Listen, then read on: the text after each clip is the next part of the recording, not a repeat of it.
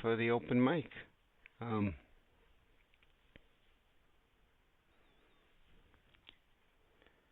there's no pause. All right. Well, welcome.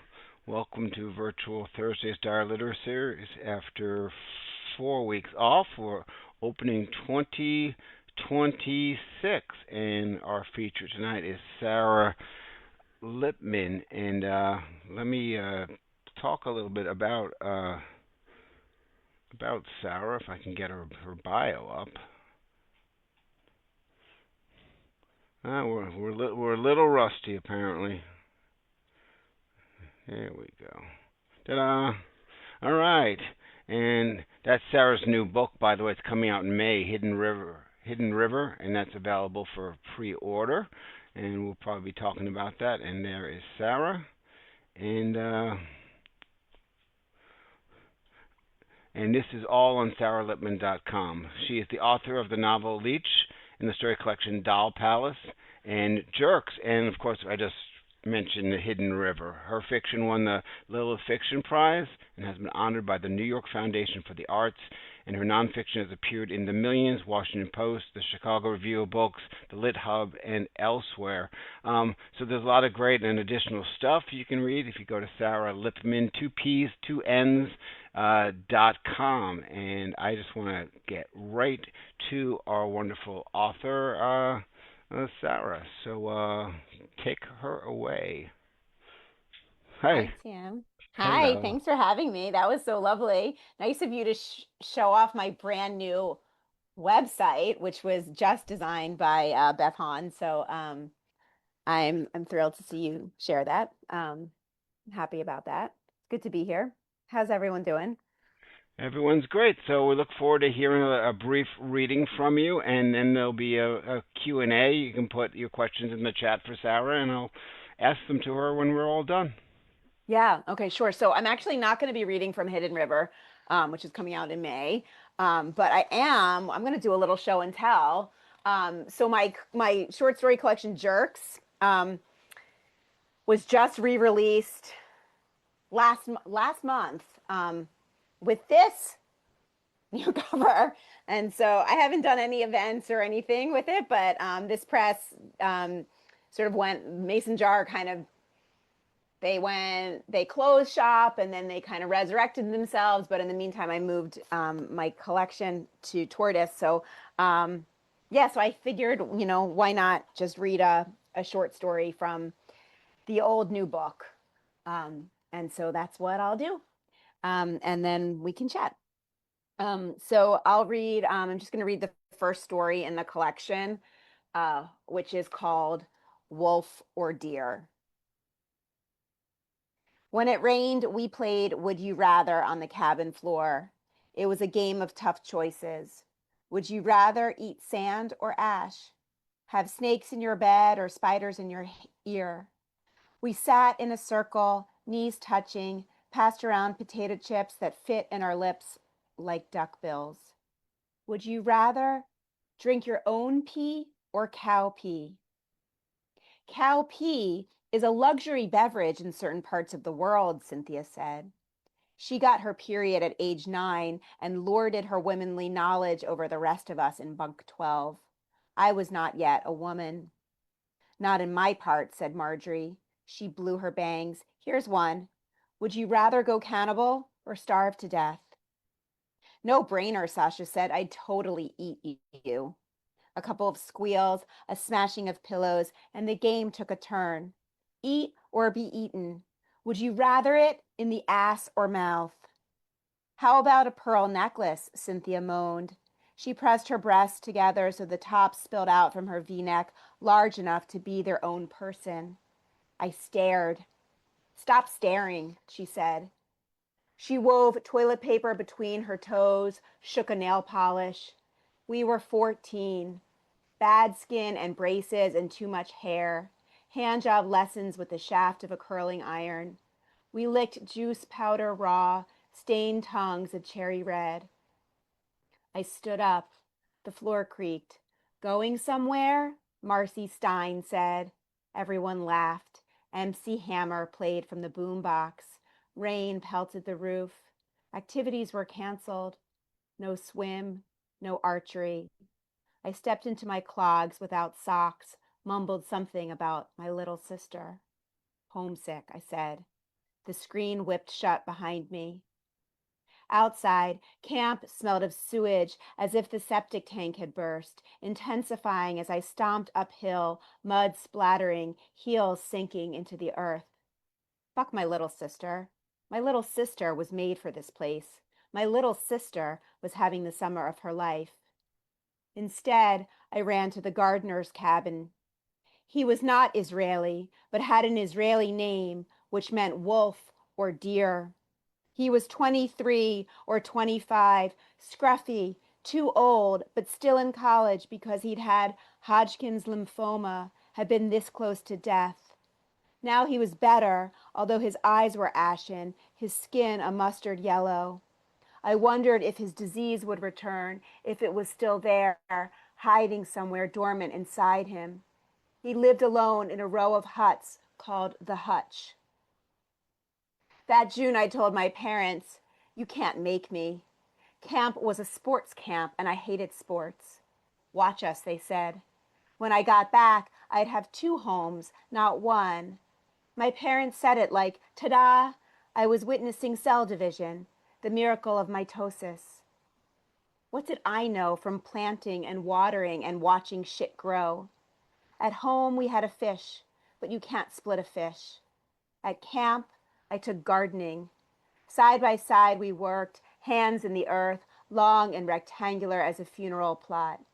He had skinny arms covered in fuzz that trapped the sun. He wore jean shorts, fringe on his thighs, when everyone else wore those shiny wind sails called umbros. His t-shirt said, Megadeth. I chose mine carefully. When he poured soil, he'd look at me with those eyes, bold and unblinking as a deer. Outside the vegetable bed, other girls knotted bracelets from safety pins hooked to their socks, unwilling to get dirty. "Jessie," he said, "I get you." My parents were breaking up because they no longer understood each other.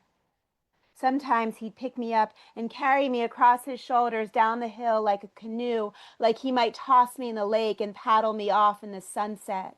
My calves tingled, creamed and shaven. "I could fit you in my pocket," he said. At night, I prayed to stay small. Bunk 12 threw my swim towels off the line so they teemed with daddy long legs and stank of mildew. They dusted my sheets in baby powder and accused me of lice. I had Raggedy Ann sheets, which, okay, fine, maybe that was asking for it. "Whatever you need to escape," he said, "come and find me." I'd skip softball and nap on his cot, which smelled of grass and loam. If I left before he came, I'd leave a note, bubble letters. If he was home, I gave back rubs. He played music. There were checkers. We ate the yield from his garden, green beans, plum tomatoes. He called it our stash. In the mess hall, he'd wink or do that snap and point with his hand like a gun going off. Once he offered me a beer from the back of his toilet. Initials carved into the rafters told stories of past lovers, other summers. When he hugged me and sniffed the top of my head, my whole body quivered like one of those novelty toys from the mall, a swirl of glitter. That afternoon, I wore Marcy Stein's lace thong. It rode up my butt crack as I walked. I wore my black bra, bought from allowance. I sucked a thin spray of Banaka, my feet sopping, but who cared? I was minty fresh. When he did not answer the door, I went in. Inside, it was dark, but I could see everything. He sat up in bed, covers braced against his chest. "Jessie, this is Raquel from Waterfront." I said I'd forgotten my stash. "Take whatever's left," he said. "Hey, it's pretty wet out there. Use my umbrella, or if you want, Raquel will run you back to your bunk." But I just stood there, dripping, leaving shit puddles on his floor as he dangled carrots, saying, "Which is it?" Thanks. All right. Thank you so much, Sarah. So, so I have I'm going to ask you some questions about what it takes to do a republication or a reissue, and then I'd like to pivot and have you talk about the new novel as well. So the original version of Jerks came out in 2022, and it got released in 2025. Now, a lot has changed in 3 years, believe it or not. Was there anything that didn't quite ring true between 2022 and 2025, and did you change any of the text in the original publication? First of all, I love that question, and it's fun being here in this audience when Kurt is here because I'm a re-release slut. Kurt at 713 re-released my first collection, Doll Palace, when that press went under, and I'm forever grateful to 713 Books for giving it a second life and a new home. And then I found myself in a similar situation here with Jerks, and so yeah, it's largely intact. I did publish an introduction. So I had the novelist Laura Spence Ash had written this really lovely kind of roundup essay review in Plowshares. And so we thought that would be like a nice sort of intro. So we republished that in the text. And then, I swapped out one story that felt a little dated to me, and I put in one story, and that was it. But otherwise, it's completely the same. Now, when you re-release something, is there a process? Now, for you as an established writer, did you just have to announce that it was available, or did you go through the whole submission process over again? Well, I mean, I wouldn't call myself established by any means, but I'm lucky that I have I have a lovely relationship with Tortoise Books that had put out my novel Lech, and they were they were looking at Hidden River, and while this was coming, while I think I'm trying to remember the exact timeline. If they had it already by the time I got the email from Mason Jar saying that they were closing shop. I can't remember the exact timeline, but it just so happened that it was like, well, do you want to take both? Do you want and so that was I didn't submit it anywhere. It was just sort of seamless in that way. So I was lucky. Now, Jerks takes place in it's like a suburbia type of book of short stories. So, what did you feel that you had to unveil about suburbia? Um, yeah, suburbia, New York. I'm trying to like the says. What did I? That's such an interesting question. What did I think that I had to unveil? Well, I'll say this about suburbia. I guess I'm looking at honestly. You're catching me so unprepared because I haven't really, done any press since it's come out. I And like so yeah, that. you're right. I like it off the cuff. I mean, I'm just very happy that it exists. I feel like very grateful that it's out and about. But yeah, so I'll say this about suburbia. You are right, Tim. There are stories set in suburbia. So I'll say this about suburbia because it is consistently one of my favorite settings and one of the settings that I look at for the novel that's coming out in May, and that is I think suburbia is like one of the most terrifying places and also a wonderful built-in metaphor for America. And so, like, when you lean on settings, I often find that the settings are places that I know. I just like to have an anchor to sort of tether me. And then from there comes the process of invention. So, a lot of these places are places deeply known to me. And I'm always interested in these places of, I find great menace in places of purported safety. And so I think that suburbia sort of embodies that and is always fun to write about. It's the mask of safety, as Yeah, you know. exactly. So, Exactly. why don't we want to view suburbia the way it is in the reality of it? Because your writing is like brutally unflinching. So why can't we view suburbia? I'm having trouble with that word tonight. Suburbia in that same way. Why can't I It's mean, I think a sociology question now. I think historically you got to go back to like the rise of the rise of the suburbs, and what is this, like 1950? I mean, there was, this was all part of the mythology of the American dream. I mean, this is what it is, and of course it's a facade. But I think that suburbia was built on that mythology. Robert Fleming asked a few questions. Did you go to summer camp, and the name of it? And what is Um, your strongest memory? I can share all of this. Yes, so I went to summer camp for many years, and then as a child, and like suburbia, I think summer camp actually.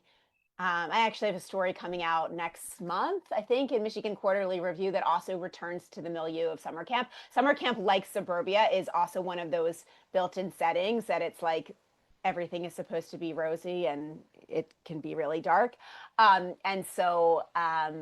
I wrote this story. So I went as a child, but then when I was a parent, parent with young children, trying to figure out what the hell I was supposed to do with my kids over the summer and not being able to sort of afford all of these programs, I went back to my old summer camp and I was able to bring my kids along for free. And I actually was able to, I taught like creative writing there. So this book, so that story was actually written, when I was there. Gosh, how many years ago now? It was probably my oldest is 20. So it was probably, I don't know, a bunch of years ago, 8 years So, ago maybe so that I wrote it. trading your Yeah. trading your writing for two summer camp tuitions is pretty good pay for a writer. Yeah, no, it was a great gig. I mean, it was like I used to joke about it, that it was like my own writing residency because they set me up like my little kids, had programming for them. I had to teach during the day, but I got to eat in the dining hall, so I never had to go food shopping. Someone else, had laundry, like it was all the sort of domestic duties were sort of taken care of, so it was great. And actually, I don't know if people in this Zoom know, but the writer Dina Relis, another wonderful writer, flash fiction writer, she and I actually were there together Oh working. wow! And so we would, it was sort of a joke. I'm like that this would be our Yado, because it worked out really beautifully for both of us. Another question from the group and from Robert: what is the most important element of a pre-adolescent piece of work? Um, I think it's the same as all work. I think you want what you're striving for is emotional honesty, and in this piece, because it was a first person piece, it was important to get the voice down right, and have it be, have it feel ring true and feel authentic. But I think it's always the same thing, whether you're writing outside of your experience, inside of your experience, you're always looking for, can I tell the truth? Can I deliver this with emotional honesty and integrity? All right. Do you have an elevator pitch for your new book? And I'm sorry, this really puts people on the spot. An elevate. Well, that would imply that I have like a shiny nugget. But I will say that the novel, predation is a dominant theme in all of my work. This one is very much about grooming, um, in the age before Me Too. So it's a story both of fraught female friendship, in which the first person narrator has been involved with her friend's father. Um, and so it moves between a timeline that's set in the late 80s, early 90s, and then it toggles between that time period and 2008. 8 when she hears from this estranged friend who's getting married. And so there are sort of dual timelines that are working in conjunction. And that trauma is the hidden piece of Hidden River, correct? Yeah, that's the hit. Yeah. Hmm. I love the fact that the character is Cass Trout. Now, does the metaphor with Trout and River go any further than the connection with the title? Um, Not, I would say not really. No, I mean it's a connection with, I mean, the Schuylkill River. So Schuylkill River is my Philadelphia novel. I'm actually from Philadelphia. The translation of Schuylkill in Dutch means hidden. So Hidden River is what the Schuylkill River is. And it connects Center City to the western suburbs where her childhood takes place, and as an adult she's living in Center City, and but she grew up in western suburbs.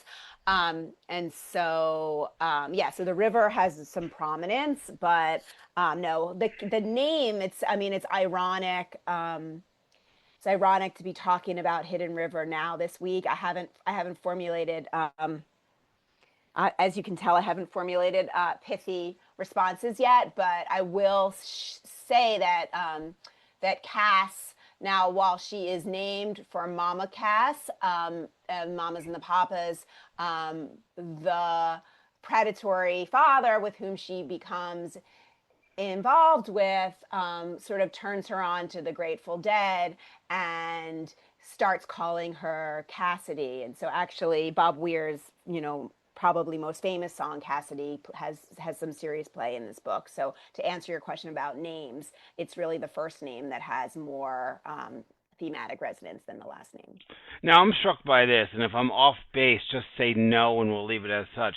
So, Mama Cass, there was that whole conflict with Michelle, the very young Michelle, and the lead singer of the Mamas and the Paupers, as they were married and there was an age difference. Did that cross your mind at all? Yeah, well, I was focusing more on like the defamation of Mama Cass and like what was said about her death and like the way she was dragged and the way, like, I mean, it was honestly, it was sort of a fleeting, it was that element of it, like her, Cass's mother was a teenage mother, so it wasn't like this deep reason for her thinking about it. It also resonates with Cassandra, like from Greek mythology. But yeah, I mean, it was all kind of in the water. It's kind of fun, like when you're in the, and I don't know if you all are like this. I feel like I'm in a room with writers, so I can put this question to all of you. But like when you're in that generative stage and you're just sort of like keeping the channel open to possibility and connection, it's always so startling and interesting how one something as simple as a name starts to kind of get all these um, get all these branches to it, and starts to really show you in ways that you thought you were just maybe working on a name, and it begins to guide you in different ways. So that kind of was the process with this name. So you're this book and a lot of your books use dark humor. So basically, as we know, people use dark humor to sort of overcome very difficult situations and situations they experience. Do you use dark humor to um, kind of help you through the writing of difficult things? In terms of the subject matter, I will say one of the things that I came up against, and